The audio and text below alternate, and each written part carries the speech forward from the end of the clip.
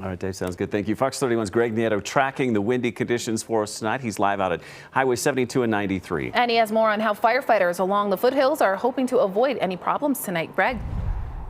Yeah, I tell you, driving out from downtown Denver, Highway 6, we actually started to both feel and hear the wind as we approach Golden. As Jeremy mentioned, we're really here at the intersection of Highways 93 and 72. Dave was touching on this just a few seconds ago. We are dealing with a National Weather Service high wind warning for portions of Boulder County. Again, also open burning restrictions all the way until 6 o'clock tomorrow morning. Earlier, we chatted with Mountain View Fire Rescue on things to keep in mind before you go to bed. Barbecuing, charcoal grills, backyard fireplaces, those might be acceptable things to do when it's a calm night out, but a night like tonight, that's not something we would want to see happen.